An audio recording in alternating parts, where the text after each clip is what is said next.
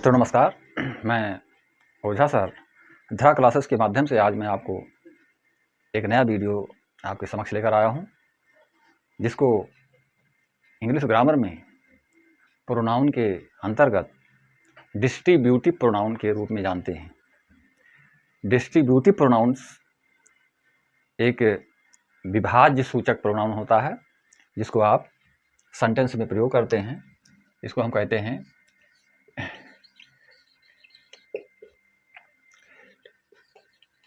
Distributive pronoun. इसको हिंदी में कहते हैं विभाज्य सूचक सर्वनाम। ये विभाज्य सूचक सर्वनाम क्या है भाई? डिस्ट्रीब्यूटिव प्रोनाउन जो आपका ये है, इसको हम विभाज्य सूचक सर्वनाम से जानते हैं। तो मित्रों, विभाज्य सूचक प्रोनाउन एक ऐसा प्रोनाउन है जो कुछ व्यक्तियों व कुछ वस्तुओं के बारे में बताता है और प्रत्येक के लिए इसका प्रयोग किया जाता है। तो हम इसको इस प्रकार से लिख सकते हैं, जिस प्रोनाउन का प्रयोग कुछ व्यक्तियों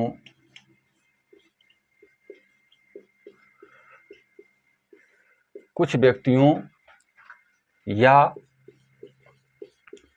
कुछ वस्तुओं, कुछ व्यक्तियों व कुछ वस्तुओं में से प्रत्येक के लिए किया जाता है,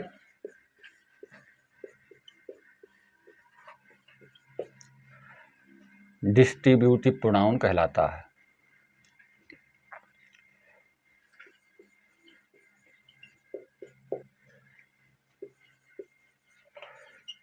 डिस्ट्रीब्यूटिव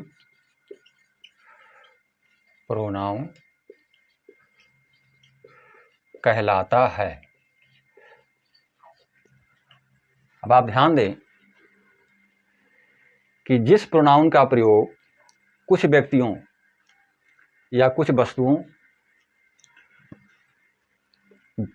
में से प्रत्येक के लिए किया जाता है, चाहे वो वस्तु हो चाहे वो व्यक्ति हो, उनमें से प्रत्येक के लिए हम जिसका प्रयोग करते हैं, प्रत्येक के लिए उसको हम इंग्लिश में डिस्ट्रीब्यूटिव प्रोनाउन के नाम से जानते हैं। डिस्ट्रीब्यूटिव प्रोनाउन एक विभाज्य सूचक होता है जो कि सेंटेंस में हमारे प्रयोग किया जाता है।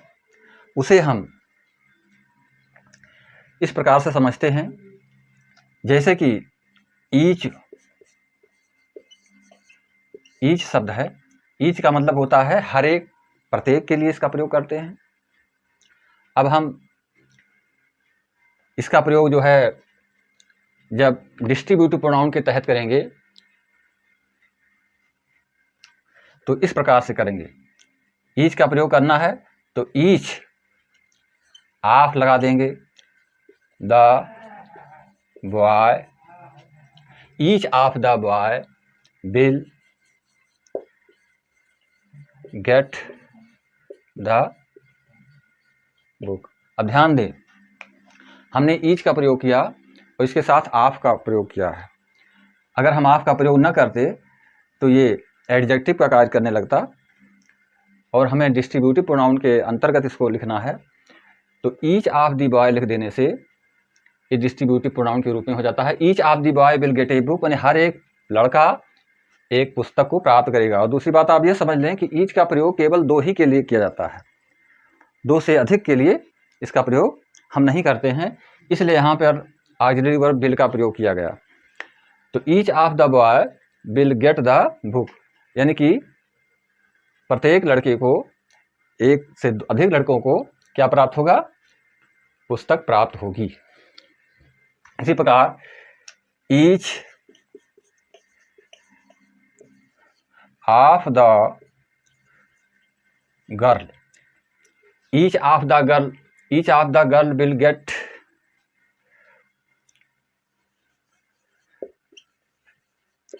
each of the girl will get the book।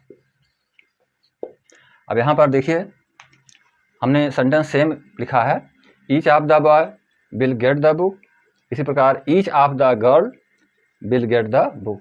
अब यहाँ पर बॉय का प्रयोग हुआ और यहाँ पर गर्ल का प्रयोग हुआ, परंतु इसमें हम जो ऑक्सिलरी वर्ब का प्रयोग किए हैं विल का, उसमें किसी प्रकार का और सेंटेंस में संशोधन नहीं किया गया। ईच ऑफ का प्रयोग इसमें भी हुआ है, ईच ऑफ का प्रयोग इसमें भी हुआ है। अब दूसरा सेंटेंस देखें, each of the student, student के विषय में बताया जा रहा है। Each of the students, each of the student has a pen, यानी कि हर एक विद्यार्थी के पास एक पेन है। Each of the student has a pen, इसका प्रयोग हमने कर दिया इसमें। ईच ऑफ द मैन, आगे देखेंगे, each of the man is immortal, each of the man, each of the man is immortal, प्रत्येक व्यक्ति नश्वर है, हर व्यक्ति की मृत्यु निश्चित है, तो इमोर्टल का मतलब नश्वर होना। Each of the man is immortal, तो हम देख रहे हैं ये चारों सेंटेंसों में each of the boy will get the book, each of the girl will get the book, each of the student has a pen, each of the man is immortal. तो इन सेंटेंसों में हम देखते हैं कि प्रत्येक का जो संबंध है उसको हम ईच ऑफ से दर्शाते हैं, तभी ये डिस्ट्रीब्यूटिव प्रोनाउन के रूप में हो पाता है। ईच ऑफ से दर्शाने का तात्पर्य हुआ कि हम सीधा संबंध जो है विभाज्य कर रहे हैं कि ईच ऑफ द बॉय, यानी हर एक लड़के, प्रत्येक लड़के का, विल गेट द बुक, लड़कों को पुस्तक को प्राप्त होगी। Each of the girl will get the book, हर एक लड़की को, जो दो से अधिक संख्या नहीं होती है, विल गेट द बुक। इसी तरह each of the student has a pen, लड़कों के पास, हर एक के पास एक पेन होनी है। Each of the man is immortal, एक से दो व्यक्ति जो भी जिनके बारे में बताया गया है उनको क्या कहा गया है? इमोर्टल्स के रूप में बताया गया है कि वो नश्वरता उनके अंदर है, अमरत्व नहीं है, अर्थात उनकी मृत्यु निश्चित है। तो यहाँ पर हम ये देख रहे हैं कि अगर इस चीज़ को हम सीधे प्रोनाउन से जोड़ देते हैं तो ये हमारा एडजेक्टिव बन जाएगा, लेकिन चूंकि हमें डिस्ट्रीब्यूटिव प्रोनाउन के रूप में रखना है, स्थान विभाज्य बताना है, अलग अलग करके बताना है, इसलिए हम इसका प्रयोग इस तरह से करते हैं। अगर हम सीधे लिख दें कि each boy will get the book, तो ये डिस्ट्रीब्यूटिव एडजेक्टिव के रूप में कार्य करेगा, एडजेक्टिव के रूप में हो जाता है। तो इसलिए हम यहाँ पर ऑफ का प्रयोग करते हैं। ऑफ का प्रयोग में या के अर्थ में यहाँ पर लगाया जाता है। तो each of the boy will get the book, each of the girl will get the book, each of the student has a pen, each of the man is immortal. तो इन सारे सेंटेंसों में हम देख रहे हैं कि इसमें सभी जगह पर हमने किसका प्रयोग किया है? ऑफ का प्रयोग किया है। यहाँ भी किया गया, यहाँ भी किया गया, यहाँ भी किया गया और यहाँ भी किया गया। तो ये हमारा डिस्ट्रीब्यूटिव प्रोनाउन के रूप में होता है। अब हम दूसरी तरह से जिसको कि ये समझ लें कि जो डिस्ट्रीब्यूटिव प्रोनाउन आपका ये है, डिस्ट्रीब्यूटिव प्रोनाउन, इसमें अगला जो आएगा वर्ड्स, ये तो ईच का प्रयोग हुआ। अब दूसरा जो मैं आपको बताने जा रहा हूँ उसका प्रयोग आइदर से होता है।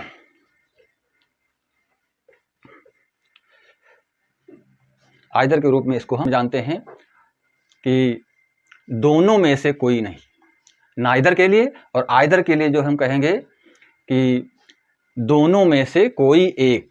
जब दोनों में से कोई एक का प्रयोग हम करते हैं, जिसकी हिंदी होती है आइदर, ये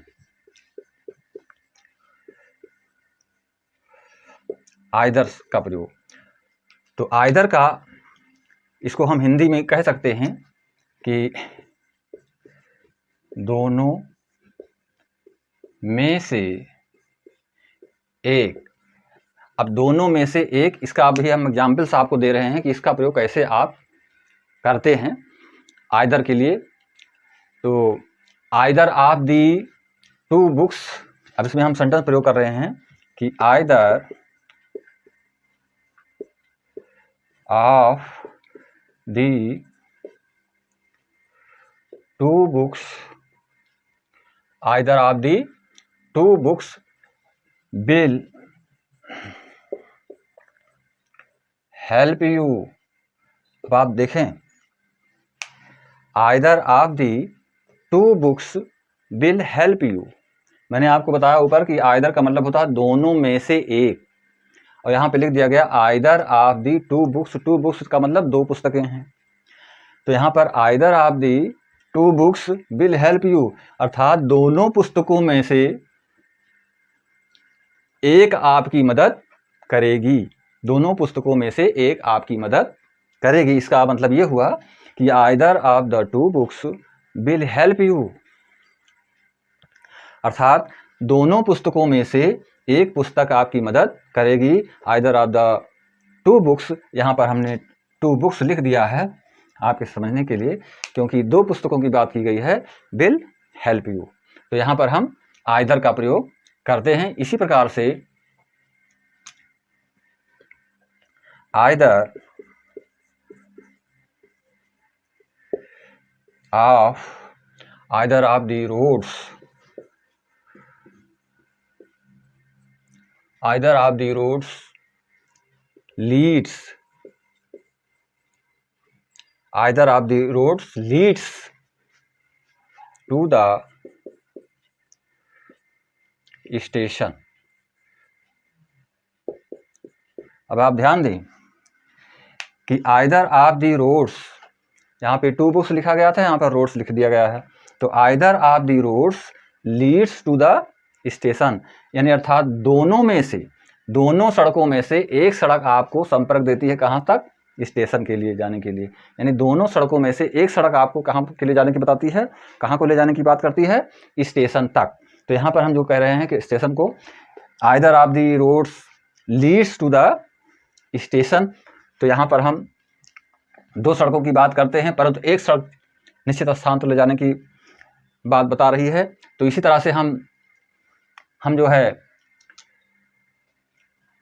आइदर के रूप में एक सेंटेंस और बता रहे हैं, either of the, either of the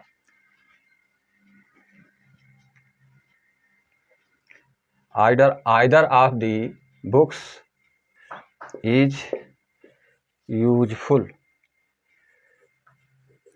either of the books is, either of useful. अब यहाँ पर ये ध्यान दें कि यहाँ पर either of the books two तो नहीं लिखा गया, यहाँ पर हमने केवल बुक्स लिखा, द बुक्स लिखा, कि either of the books is useful, यानी दोनों पुस्तकों में से, यहाँ पे टू पुस्तक का जिक्र, दो से अधिक पुस्तकों की बात नहीं की जाएगी। तो either of the books is useful, अर्थात टू बुक्स में से एक पुस्तक आपकी जो है वो लाभकारी है, आपके लिए उपयोगी है। तो यहाँ पर आपको ये देखना है कि इन सभी वाक्यों में, सेंटेंसों में जो है हम दोनों में से एक की बात कर रहे हैं। आइदर्स की मतलब कि एक चीज़ जो है उपयोगी बताई जा रही है, एक चीज़ उसके लिए उपयोगी नहीं बताई जा रही है। जैसे either of the two books will help you, यानी कि दो पुस्तकों में से एक पुस्तक आपके लिए उपयोगी होगी, आपकी मदद करेगी। इसी तरह से either of the roads lead to the station, दो सड़कों में से एक सड़क आपको स्टेशन तक पहुंचाती है, पहुंचाएगी, जोड़ती है। इसी तरह से either of the books is useful, यानी पुस्तकों में से एक पुस्तक आपके लिए लाभकारी है। तो इस तरह से हम यहाँ पर आइदर का प्रयोग करते हैं। आइदर का प्रयोग एक के लिए किया जाता है, दोनों में से एक, और दो से अधिक व्यक्तियों से, लोगों से अधिक संख्या इसमें नहीं होती है। ये जो है एक निश्चित माप पे होता है, जिसको हम दो से अधिक नहीं मान सकते हैं। और दूसरी चीज़ हमको ये ध्यान रखना होता है कि इसके साथ जो भी वर्ब का प्रयोग किया जाता है उस सिंगुलर नंबर की वर्ब का प्रयोग करते हैं। जैसे इसमें बिल का प्रयोग हुआ, इसमें जो है लीड्स का प्रयोग हुआ, लीड्स बन जोड़ना, और इसी तरह इसमें इज का प्रयोग किया गया। तो सिंगुलर नंबर वर्ब का ही प्रयोग इसमें किया जाता है, और बाकी चीज़ें जो है आप पूर्व में लिखते हैं। तो ये हमारा डिस्ट्रीब्यूटिव प्रोनाउन के तहत जाना जाता है। हाँ, तो अब इसको हम ये बता रहे हैं कि ये डिस्ट्रीब्यूटिव प्रोनाउन के तहत इनका चारों का प्रयोग किया गया है, जिसको आइदर, ये आइदर ऑफ दी टू, ये आइदर्स, इसको तो दोनों में से एक के लिए हम इसका प्रयोग करते हैं। अब ये चीज़ें आपको समझने की हैं। जैसे either of the two books will help you, इसी तरह से सेंटेंस में आपसे बोल रहा हूँ, sentence either of the two boys, either of the two boys will go to school, either of the two boys will goes to school करेंगे यहाँ पर। इसी तरह से either of the roads lead to the station, either of the way leads to the house, either of the books is useful, either of the labour is useful. तो मतलब sentence को हम इसी तरह से, इसी कैटेगरी से हम बनाएंगे, इसमें किसी प्रकार से हम बदलाव नहीं कर सकते हैं। यदि हम बदलाव करेंगे तो इसका रूप बदल जाएगा और ये डिस्ट्रीब्यूटिव एडजेक्टिव के रूप में हो जाएगा। डिस्ट्रीब्यूटिव एडजेक्टिव आपको बाद में बताया जाएगा इसी के अंतर्गत, परंतु जो है ये डिस्ट्रीब्यूटिव प्रोनाउन के तहत इसको हमें समझना है। अब हम आगे आपको नाइदर के बारे में बता रहे हैं। नाइदर क्या होता है? नाइदर की हिंदी है, अभी तक आपने आइदर पढ़ा, अब नाइदर। इस नेदर को जो है कुछ लोग निदर पढ़ते हैं, नाइदर शब्द होता है। तो नाइदर को हिंदी ये होती है कि दोनों में से कोई नहीं। अब आप समझें, नाइदर का मतलब दोनों में से कोई नहीं, ये नेगेटिव वर्ड्स के रूप में कार्य करता है। इसमें नेगेटिव तथ्यों को बताया जाता है कि दोनों में से कोई नहीं की बात आती है। नाइदर, दोनों में से कोई नहीं। आइदर में के लिए मैंने बताया था कि दोनों में से कोई एक, आइदर का मतलब दोनों में से कोई एक, और नाइदर का मतलब दोनों में से कोई नहीं, क्योंकि ये दो से अधिक इसमें प्लूरल नहीं बनते हैं, केवल दो तक ही माना जाता है। अगर 3 संख्या हो जाती है तो इसको हम दूसरे कैटेगरी में रखते हैं, और इसी तरह से ईच, नाइदर और आइदर के लिए हम 2 से अधिक संख्या नहीं मानते हैं। तो इसमें जो है, जैसे यहाँ पर हम लिख रहे हैं, नाइदर ऑफ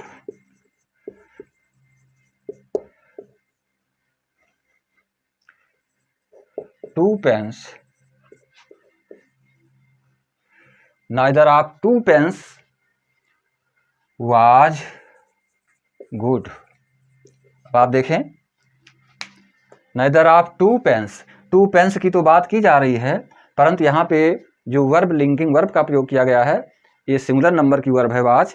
तो यहाँ पे neither of two pens was good, अर्थात दोनों पेनें, जो दोनों पेनें हैं, दोनों में से कोई भी पेन अच्छी नहीं है। इसको हम इस तरह से कहेंगे कि neither of two pens was good, अर्थात दोनों पेनों में से एक भी पेन अच्छी नहीं है। तो नाइदर का मतलब यहाँ पे निगेटिव सेंस लिया जाता है। इसी तरह से हम neither of the team, neither of the teams on the match. ध्यान दें, neither of the teams on the match, यानी टीमें जो हैं वो टीमें, दोनों में से कोई भी टीमें मैच को नहीं जीत पाई, अर्थात दोनों टीमें क्या हो गई, मैच से पराजित हो गई, अर्थात मैच को जीत नहीं पाई। तो उसके लिए हम यहाँ पर नाइदर का प्रयोग किए। तो इस प्रकार से आप तमाम सारे सेंटेंस बना सकते हैं कि नाइदर ऑफ द टीम्स, यानी कि टीमों में से कोई भी टीम ऑन द मैच नहीं जीत पाई मैच को। तो जो भी अब आपको पहले ही बता दिया गया कि इसमें 2 से अधिक जो है टीमें हैं, 2 से अधिक प्रोनाउंस व्यक्ति का बोध नहीं होता है। तो neither of the teams on the match, इसका मतलब ये टीम जो है आपकी टीम्स है, ये टीम 2 से अधिक नहीं होगी। तो दोनों टीमों में से जो है कोई भी टीम मैच को नहीं जीत पाई, इसको हम इस तरह से समझते हैं। तो यहाँ पर इसी प्रकार से तमाम सारे आप एग्जाम्पल्स दे सकते हैं, जैसे neither of 2 pens was good, neither of 2 friends was good या was honest, neither of 2 books was expense was costly कर सकते हैं। Neither of 2 books was costly, अर्थात दोनों किताबों में से भी कोई पुस्तक जो है कीमती नहीं थी। इस तरह से neither of teams on the match, neither of persons on the battle. तो यहाँ पर मतलब अलग अलग तरीके से हम इसका प्रयोग करेंगे, लेकिन इसका प्रयोग जो हम करते हैं वो निगेटिव के रूप में करते हैं। और दूसरी चीज़, जो भी यहाँ पे प्रोनाउंस का प्रयोग किया जाता है, चाहे वो प्लूरल में क्यों ना हो, फिर भी हम यहाँ पर जो है सिंगुलर नंबर वर्ब का ही प्रयोग करते हैं। यहाँ पे सिंगुलर नंबर वर्ब का ही प्रयोग किया जाएगा, इसमें किसी तरह से कोई परिवर्तन नहीं किया जाएगा। ये पास्ट टेंस में है, बिन का सेकंड फॉर्म है, और ये इज का पास्ट वाज है, तो इसमें हम किसी प्रकार का कोई परिवर्तन नहीं करते हैं। इसे हमें ध्यान रखना है। इसके बाद कुछ और अलग से वर्ड्स मैं आपको बताने वाला हूँ, जिसको आप समझेंगे, आप इस पर थोड़ा ध्यान दें। अब आप देख रहे हैं कि जैसे इसका प्रयोग हम नेगेटिवता के लिए करते हैं, नकारात्मकता के लिए करते हैं, नाइदर का प्रयोग दोनों सेंटेंसों में इस तरह से हम देख रहे हैं। इसी प्रकार से कुछ वर्ड्स और हैं जो कि डिस्ट्रीब्यूटिव प्रोनाउन के तहत जाने जाते हैं, जैसे नन शब्द है। नन का मतलब होता है कोई नहीं। अब नन शब्द जो होता है वर्ड्स, इसको हम कोई नहीं के लिए प्रयोग करते हैं। तो हम यहाँ पर बता रहे हैं आपको।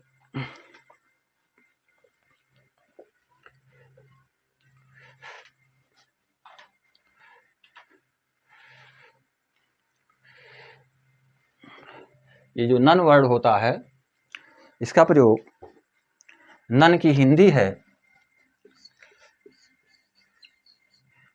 कोई नहीं, कोई नहीं, नन। जहाँ पे हम नॉट या नो का प्रयोग करते हैं, तो उसी तरह से हम यहाँ पे नन का प्रयोग करते हैं। नन का मतलब कोई नहीं।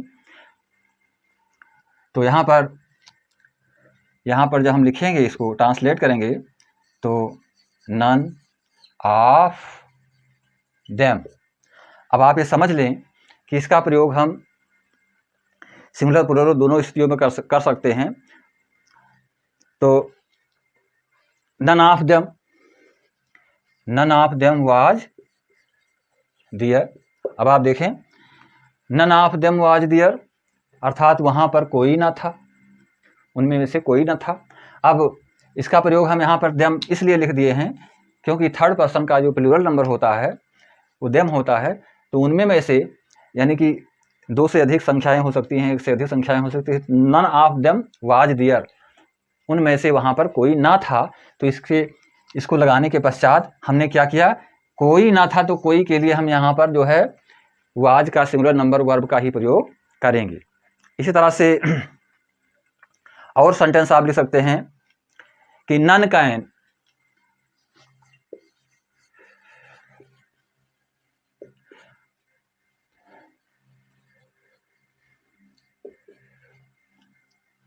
Can solve this question. इसका तात्पर्य हुआ कि इस क्वेश्चन को कोई सॉल्व नहीं कर सकता है। तो यहाँ पर हमने नन का प्रयोग कर दिया। तो इससे स्पष्ट होता है कि इस क्वेश्चन को कोई सॉल्व नहीं कर सकता है। None can solve this question. इसमें भी आप देख रहे हैं कि कैन के साथ में वर्ब की फर्स्ट फॉर्म का प्रयोग किया गया है, और ये चीज़ यहाँ पर नन के रूप में लिख दी गई है। तो इसी तरह से none can do this work, none can come here any time, किसी भी समय कोई भी यहाँ नहीं आ सकता है। None can help you in the way, none can give you any book, आपको कोई भी पुस्तक कोई नहीं दे सकता है। तो इस तरह से हम जहाँ पर नन का प्रयोग करते हैं तो वो निगेटिव के रूप में किया जाता है, जहाँ पे निगेटिव अर्थ प्राप्त होते हैं। अब आप लोग देखते हैं, देख भी चुके होंगे कि नो वन का भी प्रयोग करते हैं, नो वन। तो नो वन का मतलब हो गया कोई एक नहीं, अर्थात नो वन से संबंधित चीज़ें होती हैं जो नो वन में लगाया जाता है। तो यहाँ भी हम क्या कर सकते हैं, नो वन हैं, तो no one of them there, no one of them was there, was there. यहां ध्यान दें कि नो वन का जो हमने प्रयोग किया है, ये नो वन, तो no one of them was there, no one of them was there का मतलब कोई भी एक, अर्थात कोई भी वहां पर, उनमें से कोई भी वहां पर ना था। तो यहाँ पर हम इस तरह से प्रयोग करते हैं।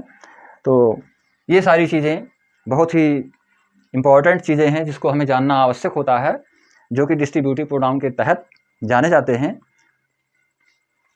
तो इन्हीं से ज़्यादा हम ये चीज़ें आभास कर लेते हैं कि ये इसको हम डिस्ट्रीब्यूटिव प्रोनाउन के तहत प्रयोग कर रहे हैं कि हम इसको एडजेक्टिव की तरह प्रयोग कर रहे हैं। तो आगे जब हम आपको एडजेक्टिव से संबंधित चीज़ें बताएंगे, यानी एडजेक्टिव के अंतर्गत, तो ये चीज़ें रहेंगी जरूर, लेकिन इनका उपयोग जो है, इनका प्रयोग एक भिन्न प्रकार से होगा, जिसको कि आप समझेंगे, और ये चीज़ें हमारे लिए आवश्यक होती हैं। इसके पश्चात जो है, आप ये समझ लें कि what is differences between each and every, ये मैं आपको बता देना चाहता हूँ। तमाम सारे लोग इस पर चर्चाएं करते हैं, कमेंट करते हैं कि दोनों में डिफरेंस क्या हो सकता है, ईच एंड एवरी में। तो आप ये समझ लें कि ईच का प्रयोग हम केवल एक निश्चित चीज़ के लिए, दो से अधिक संख्याओं के लिए नहीं करते हैं। केवल दो तक संख्याएं होती हैं, जिसमें कि फर्स्ट एक पर्सन होता है, दूसरा पर्सन होता है, तो वहाँ पर ईच का प्रयोग करते हैं। एवरी का प्रयोग हम दो से अधिक संख्याओं के लिए करते हैं। तो दोनों में यही भिन्नताएं होती हैं। तो यहाँ पर ईच के लिए हम दो संख्याओं का प्रयोग करते हैं, दो लोगों का प्रयोग करते हैं, और एवरी के लिए उससे अधिक लोगों का प्रयोग करते हैं। जैसे